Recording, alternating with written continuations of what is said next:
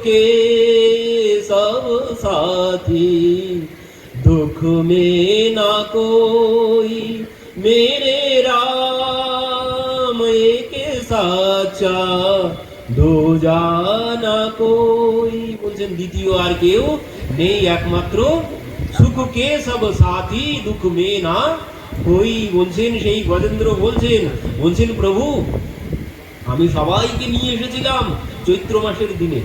গজেন্দ্র সরোবরে গিয়ে গজেন্দ্র কি করছে, দুপুরবেলা কষ্ট হয়েছে, সবাই কষ্ট পেয়েছে, তো গজেন্দ্র জলের মধ্যে গেছেন, সরোবরের মধ্যে, সেই ত্রিকুট পর্বতের মধ্যে সরোবর। তো সেই সরোবরে গিয়ে গজেন্দ্র সুরে করে জল নিয়ে উপরে সব এদেরকে জল পান করালো, তারপরে স্নান করাচ্ছে, সুরে করে জল এনে এনে সবাইকে স্নান করাচ্ছে গজেন্দ্র। কিন্তু কি হলো, যেই কুমিরটা এসে ধরলো, সবাই আস্তে আস্তে প্রথম দিকে সবাই একটু চেষ্টা করলো, তারপরে কি হলো, তারপর সবাই চলে যাচ্ছে। কি ব্যাপার, তোমরা আমাকে ছেড়ে এভাবে চলে যাচ্ছ কেন?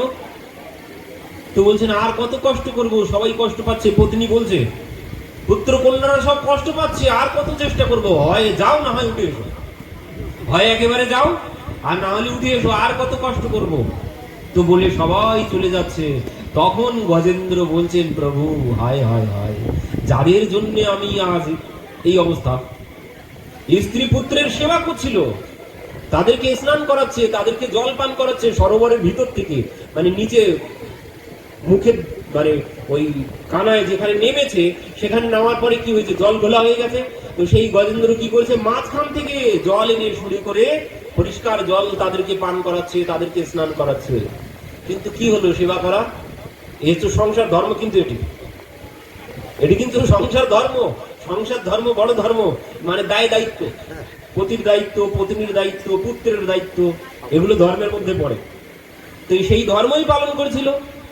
ধর্ম পালন করে কি হলো, সব যে যার মতো ছেড়ে চলে যাচ্ছে।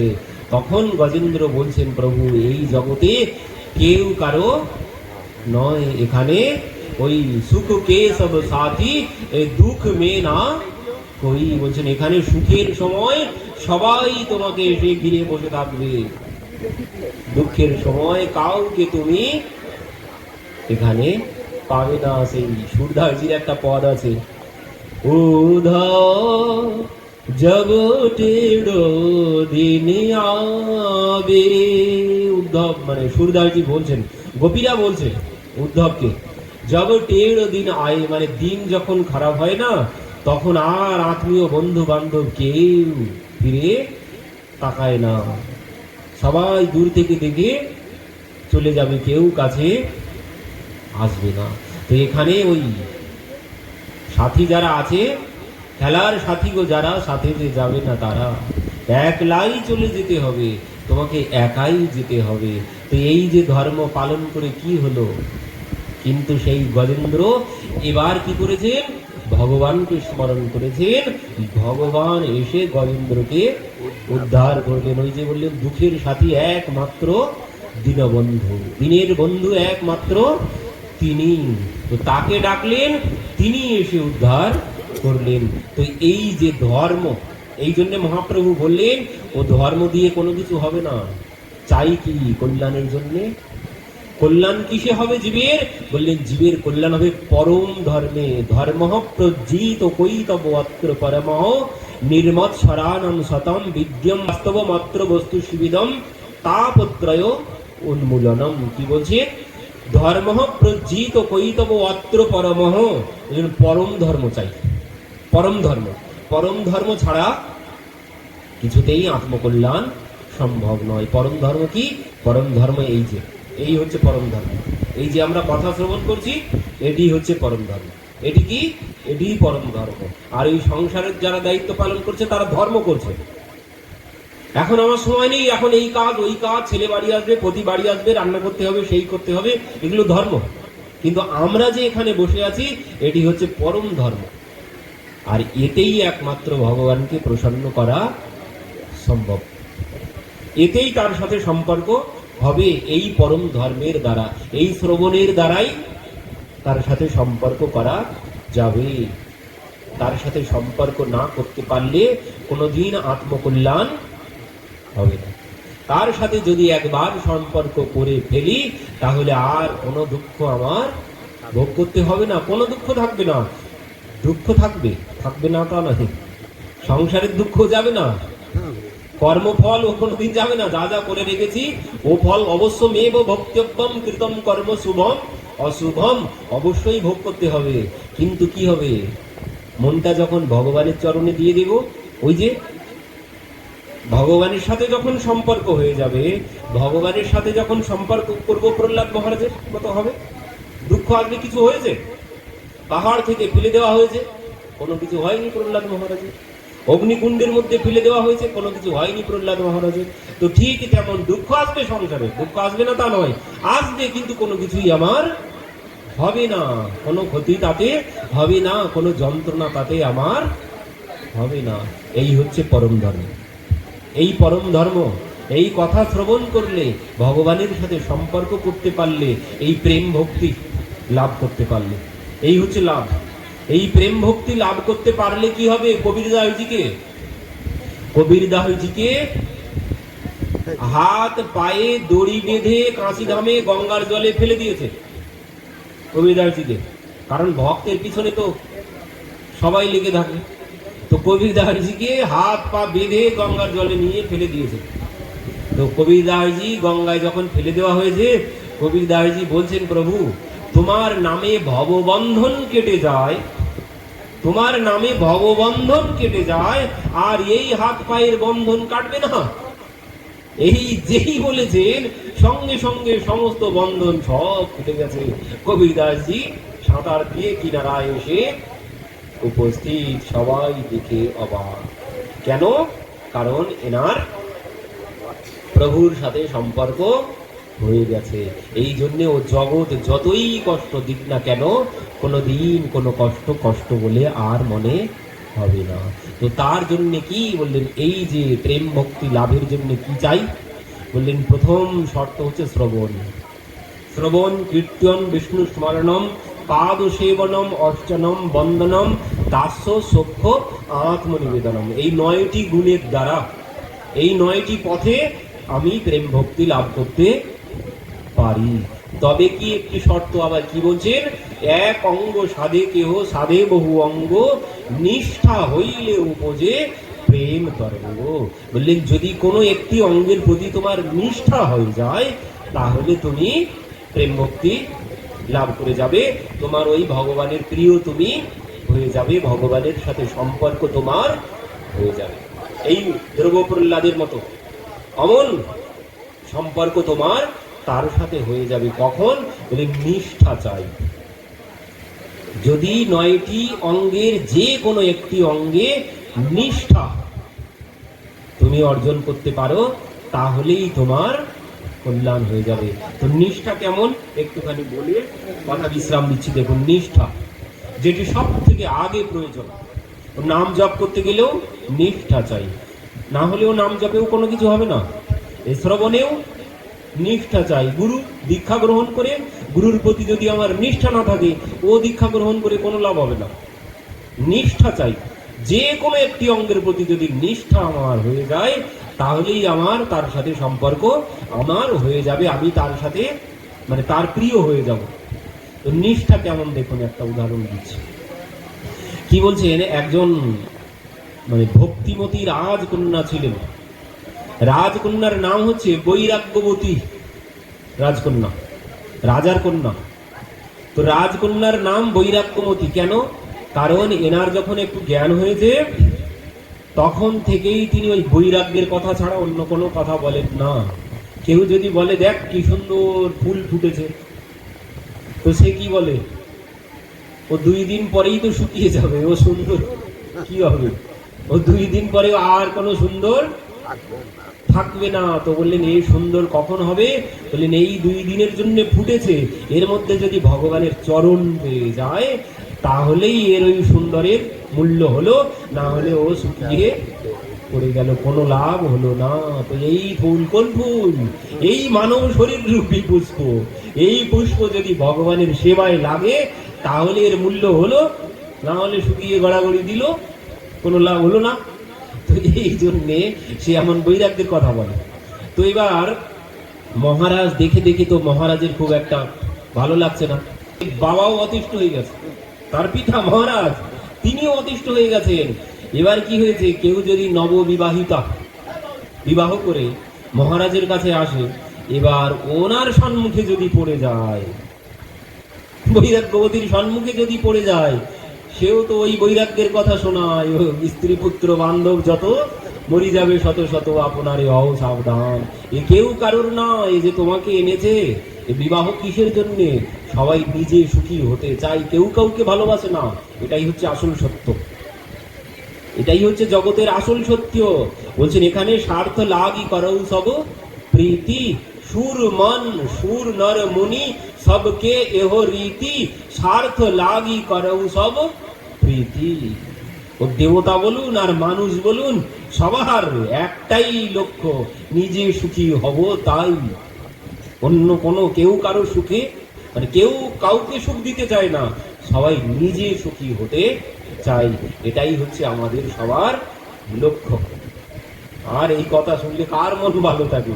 নূতন বিবাহ করেছে, তাকে যদি এমন কথা শোনানো হয়, তো তার মনে কি কোনো সুখ থাকে আর? তো এবার কি হয়েছে, এই শুনে শুনে মহারাজ বিরক্ত হয়ে গেছেন। তো মহারাজ কি করেছেন, তাকে রাজমহল থেকে বাইরে একটা ভবন বানিয়ে দিয়েছেন, রাজমহল থেকে দূরে তার জন্য একটা ভবন বানিয়ে দিয়েছে। তার সব কিছু সেই ভবনে সব দিয়ে দিয়েছে মহারাজ, তাকে সব আলাদা করে দিয়েছে। ঠিক আছে, তো এবার কি হয়েছে, একদিন ওই রাজমহলে চোর এসেছে। এবার রাত্রিতে চোর তো রাজমহলে প্রবেশ করার কোনো রাস্তাই খুঁজে পেল না, চারিদিকে বড় বড় তালা ঝুলছে।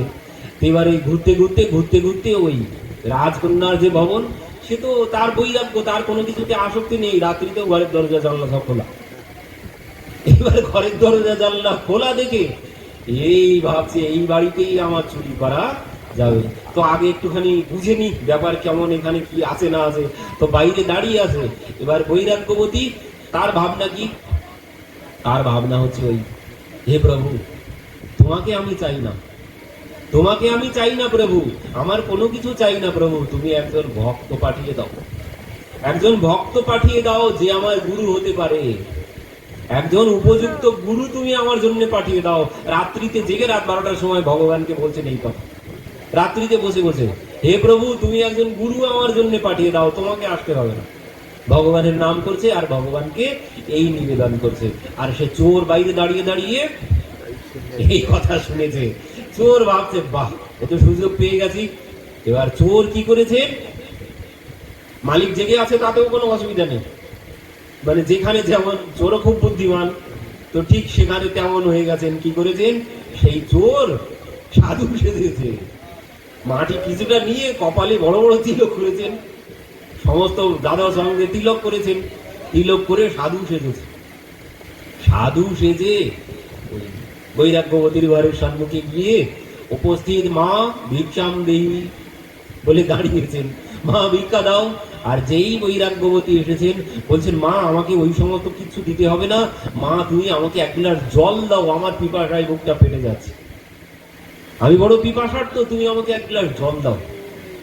এবার সেই জল এনেছেন, যেই জল এনেছেন বলছেন, মা জল তো পান করব, কিন্তু মা আমি তো, তুমি দেখতেই পাচ্ছ পরম বৈষ্ণব আমি, আমি তো যাত্রার হাতে জল পান করি না। মা তোমার দীক্ষা হয়েছে, অদীক্ষিত ব্যক্তির হাতে তো আমি জল পান করি না, আমার ধর্ম নষ্ট হয়ে যাবে। তো মা তোমার দীক্ষা হয়েছে? তো বলছে, না বাবা আমার তো দীক্ষা হয়নি। তাহলে আমি এখন কি করি, আমার তো পিপাসায় মুখ ফেটে যাচ্ছে, জল তো আমাকে পান করতেই হবে। তো বৈরাগ্যবতী বলছেন, গুরুদেব তাহলে এক কাজ করুন, আপনি যখন এসেইছেন কৃপা করে আপনি আমাকে দীক্ষা প্রদান করুন, তারপরে আমি আপনাকে জল দিচ্ছি, আপনি জল পান করবেন। মা তুমি ঠিক কথা বলেছো, বাহ তুমি তো বড় বুদ্ধিমতী, তো তোমার মতো শিষ্যাই আমার প্রয়োজন। তো ঠিক আছে, সঙ্গে সঙ্গে দীক্ষা দিলেন। রাম নাম কৃষ্ণ নাম যা জানে চোর সব একসাথে দিয়ে দিয়েছে, রাম নাম কৃষ্ণ নাম সব একসাথে দিয়ে দিয়েছে। বলছে, মা এই নাম জপ করবে তোমার কল্যাণ হয়ে যাবে। সঙ্গে সঙ্গে গিয়ে আগে জল এনেছে। গুরুদেব এবার তাহলে জল পান করুন। গুরুদেব জল পান করেছেন। তো বলছেন মা আমি তো আর বেশিক্ষণ থাকতে পারবো না, আমার তো চলে যেতে হবে। না না গুরুদেব, আপনি এখন রাত্রিতে কোথায় যাবেন? তো গুরুদেব এখন থাকুন, প্রভাতে আপনি চলে যাবেন। না মা, আমাকে এখনই চলে যেতে হবে, অনেক দূর আমার আশ্রম, আমার আশ্রমে রাত্রির মধ্যেই পৌঁছাতে হবে, কয়েকদিন পরেই আমার আশ্রমে বড় অনুষ্ঠান হবে, তো তার জন্যই আমি বেরিয়েছি ভিক্ষা করতে। তো তুমি তো আমার শিষ্যা হয়ে গেছো মা, তো তুমি আমাকে অনুষ্ঠানের জন্য, উৎসবের জন্য কিছু দান করো। এইবার সে তো বৈরাগ্য, তার তো বিষয়ের প্রতি কোনো আসক্তি নেই। সেই কথা শ্রবণ করে কি করেছে, সব তার যা ছিল মহারাজ তার জন্য যত সোনা দানা গয়নাগাটি গড়িয়ে দিয়েছিল সে সব এনে গুরুদেবকে দিয়েছে। গুরুদেব দেখলেন, বাহ, চুরি তো আর করতেই হলো না, সব পেয়ে গেলাম। তো সমস্ত সামগ্রী সব দিয়ে দিয়েছেন। এবার বলছেন মা তুমি তো সব কিছু দিয়ে দিলে, তোমার জন্য কোনো কিছু রাখলে না। তো বলছেন গুরুদেব এ কি হবে, আসল যে অলংকার আমি তো পেয়ে গেছি আপনার কাছে।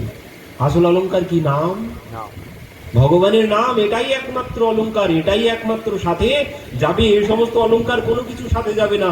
গুরুদেব আপনি সব উৎসবে খরচ করে দেবেন, সব দিয়ে যান আপনি। বললেন বাহ মা, তোমার কথা শুনে তো আমি খুব আনন্দ পেলাম। তবে মা তাহলে তুমি এক কাজ করো, তোমার তো এখনো সবে দীক্ষা দিয়েছি, শিক্ষা তো আমি এখনো দিতে পারিনি, শিক্ষা দেওয়া বাকি আছে। আর তুমি এক কাজ করো, তুমি আমার সাথে চলো আমার আশ্রমে, আশ্রমে চলো, উৎসবে কাজের লোক দরকার আছে, তো তুমি আমার সাথে আশ্রমে চলো, কাজকর্ম করবে, উৎসব হয়ে গেলে তারপর তুমি ফিরে এসো। হ্যাঁ হ্যাঁ গুরুদেব আপনি ঠিক বলেছেন। তো মা তাহলে শীঘ্রই চলো। এইবার দুইজনা চলেছেন। চলতে চলতে চলতে চলতে গুরুদেব কি করেছেন, ওই জঙ্গলের পথে দিয়ে নিয়ে গেছে, জঙ্গলের মধ্যে নিয়ে গিয়ে বলছেন মা শোনো শোনো, দাঁড়াও, আশ্রম আর বেশি দেরি নেই, আশ্রমের কাছেই এসে গেছি, কিন্তু তোমাকে তো আশ্রমে নিয়ে যাওয়া যাবে না। কেন? বলছেন তোমাকে পরীক্ষা দিতে হবে, তোমার কেমন নিষ্ঠা আছে গুরুদেবের প্রতি, তার পরীক্ষা না নিয়ে আমি তোমাকে আশ্রমে তুলতে পারবো না, তোমার নিষ্ঠার পরীক্ষা নেবো আমি। কিভাবে গুরুদেব পরীক্ষা নেবেন? তো বলছেন দেখো, আমি তোমার সামগ্রীগুলো আমার কাছে দাও, আমি আশ্রমে রেখে আসি, আর আমি তোমাকে এখানে রেখে যাব, যতক্ষণ না আমি আসছি তুমি এখান থেকে যাবে না, এখানে দাঁড়িয়ে দাঁড়িয়ে ওই গাছের সাথে বেঁধে রেখে গেছেন, এখানে গাছের সাথে আমি তোমাকে বেঁধে রেখে যাব, এখানে দাঁড়িয়ে দাঁড়িয়ে তুমি নাম জপ করবে, আমি এসে যতক্ষণ না খুলছি তুমি এখান থেকে কোথাও যাবে না। সে বললেন ঠিক আছে গুরুদেব, আপনি আমাকে বেঁধেই রেখে যান। তো এবার গুরুদেব চোর কি করেছে, তাকে গাছের সঙ্গে ভালো করে বেঁধেছেন, বেঁধে বলছেন এখানে বসে বসে দাঁড়িয়ে দাঁড়িয়ে নাম করো। তো সে ওই দাঁড়িয়ে দাঁড়িয়ে নাম করছে, গুরুদেব চলে গেছেন। গুরুদেব ভাবছেন যাক বাবা বেঁচে গেছে, সামগ্রী তো সব পেয়ে গেছি, আর কে কারে, কে কাকে দেখে, তুমি এখানে থাকো বলে গুরুদেব সেখান থেকে চলে গেছেন। এবার কি হয়েছে, রাজকন্যা, একদিন দুই দিন পরে রাজকন্যার খবর চারিদিকে, রাজকন্যাকে খুঁজতে শুরু করেছে সবাই, রাজার লোকজন চারিদিকে খুঁজছে, খুঁজতে খুঁজতে জঙ্গলের মধ্যে এসে দেখে যে সেই রাজকন্যা গাছের গায়ে বাঁধা। কি ব্যাপার, রাজকন্যাকে খুঁজতে গেছে, সঙ্গে সঙ্গে রাজকন্যা বলছেন আমাকে স্পর্শ করবেন না। কেন? আমার গুরুদেব আমাকে বেঁধে রেখে গেছে, আমি গুরু নিষ্ঠার পরীক্ষা দিচ্ছি, আমি গুরু নিষ্ঠার পরীক্ষা দিচ্ছি, গুরুদেব আমাকে এখান থেকে এসে খুলবে, আপনারা কেউ আমাকে স্পর্শ করবেন না। এবার রাজকন্যা আদেশ মানতেই হবে রাজার কর্মচারীদের, রাজার কর্মচারীরা সব ফিরে গেছে, মহারাজের কাছে গিয়েছে, সব বলেছেন। মহারাজ এসেছেন, এসে মহারাজ খুলতে গেছেন, না পিতা আমাকে স্পর্শ করো না। কেন? আমি গুরু নিষ্ঠার পরীক্ষা দিচ্ছি পিতা, তুমি আমাকে স্পর্শ করো না। তাহলে মা তুই এইভাবে থাকবি? যে হ্যাঁ পিতা, গুরুদেব যতক্ষণ না এসে খুলছে আমি এখান থেকে কিছুতেই যাচ্ছি না। মহারাজ বলছেন সে কি মা, আমি তোকে ফেলে এখান থেকে যাই কি করে, আমি তো যেতে পারবো না।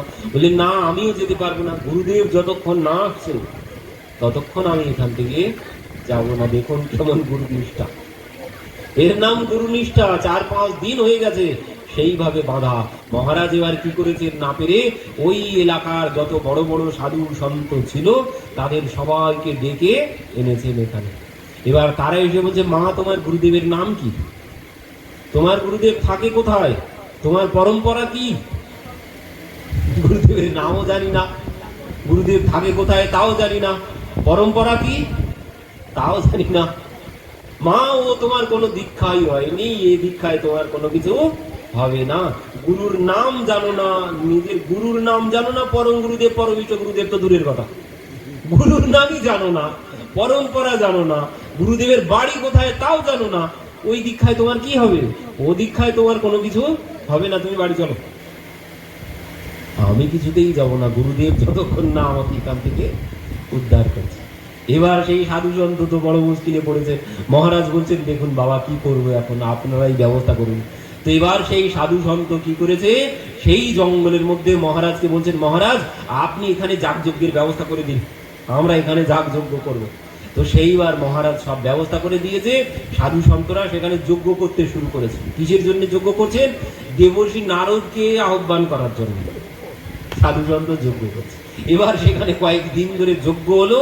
সেই যজ্ঞে সন্তুষ্ট হয়ে নারায়ণ নারায়ণ নারায়ণ বলে দেবর্ষি নারদ হঠাৎ এসে উপস্থিত।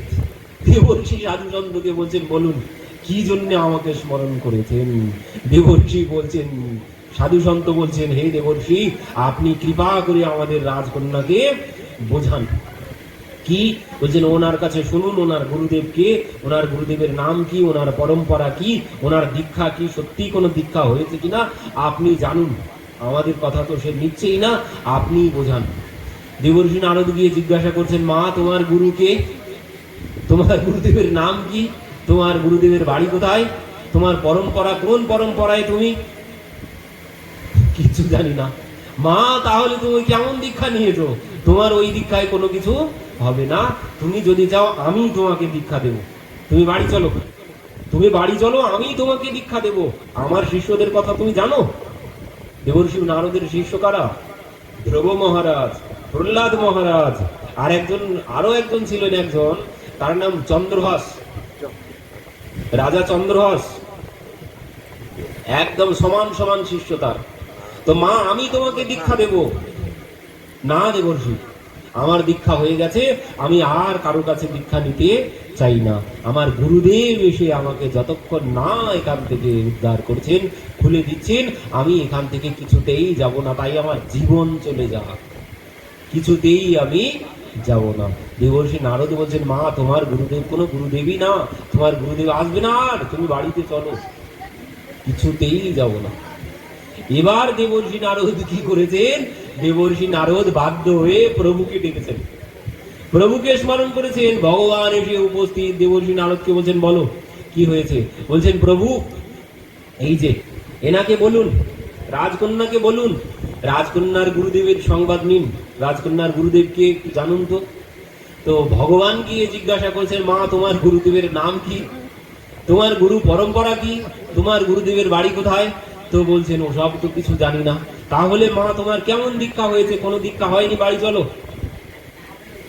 এবার রাজকন্যা বলছেন, দেখুন আমি কিছুতেই যাব না, আপনি বললেও আমি এখান থেকে যাব না। আমি বলছি তুমি যাবে না?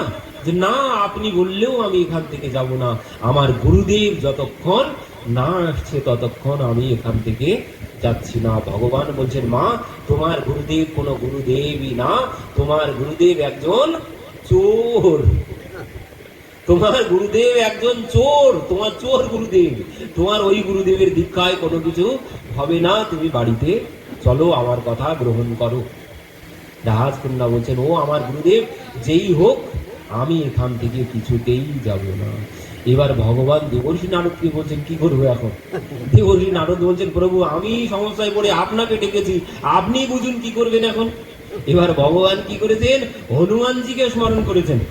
হনুমানজি সেখানে জয় শ্রীরাম বলে লাভ দিয়ে পড়েছেন।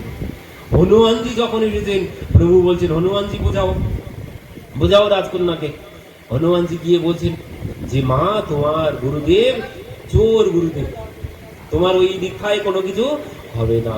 তখন সেই রাজকন্যা বলছেন, আমার গুরুদেব যদি চোর হতো, আমার গুরুদেব যদি চোর হতো, তাহলে হনুমানজি আজ আপনার দর্শন আমি পেতাম না এইখানে দাঁড়িয়ে। আমার গুরুদেব যদি চোর হতো, তো আমি আজ আপনার দর্শন পেতাম না, আমি দেবর্ষি নারদের দর্শন পেতাম না, আমি স্বয়ং ভগবানের দর্শন পেতাম না যদি আমার গুরুদেব চোর হতো।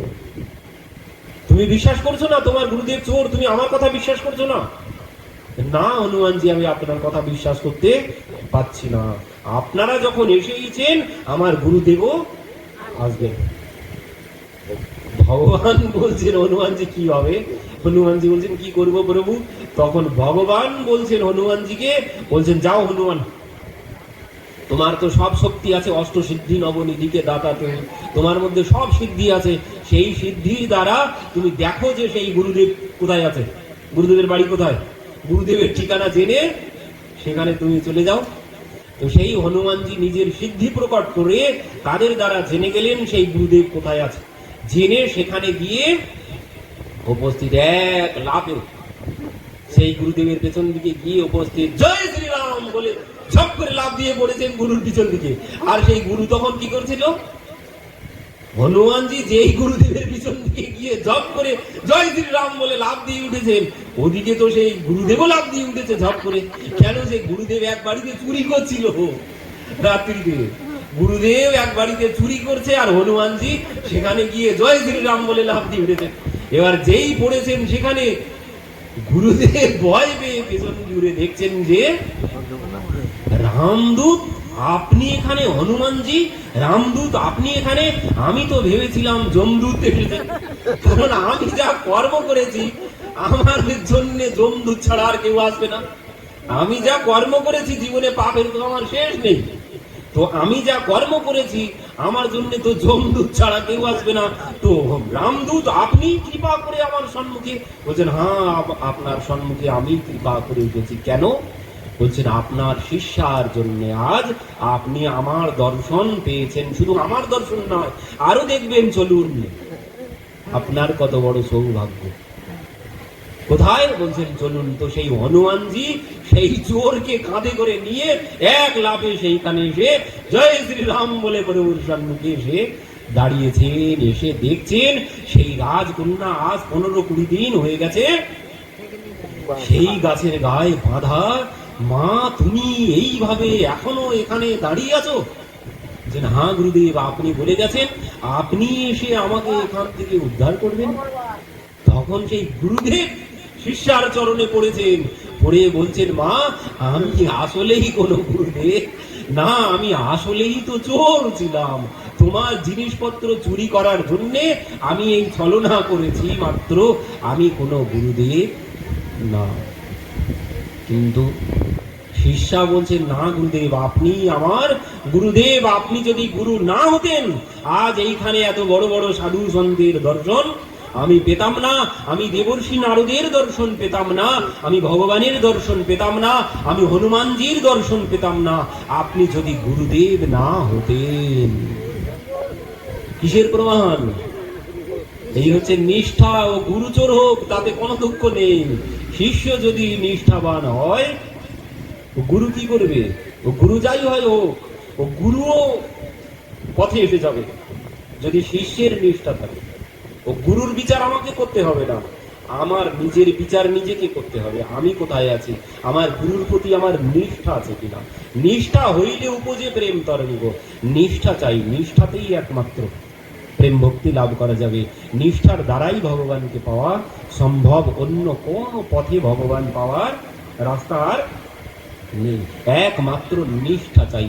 নবদা ভক্তি অঙ্গের যে কোনো অঙ্গের প্রতি যদি আমার নিষ্ঠা হয়ে যায়, তাই শ্রবণে হোক আর কীর্তনে হোক আর স্মরণে হোক আর পাদসেবনে হোক আর অর্চনে হোক, বন্দনে হোক আর শক্তি হোক আর আত্মনিবেদনে হোক, যে কোনো একটিতে যদি নিষ্ঠা হয়ে যায়। নিষ্ঠার সহজ কথা কি? নিষ্ঠার সহজ কথা হচ্ছে বিশ্বাস। বিশ্বাস যদি না থাকে গুরুতে, তাহলে কোনো জায়গায় কোনো কিছু লাভ হবে না। বিশ্বাস চাই আগে। আর এই বিশ্বাস মানে সমর্পণ, আত্মসমর্পণ। সব শেষে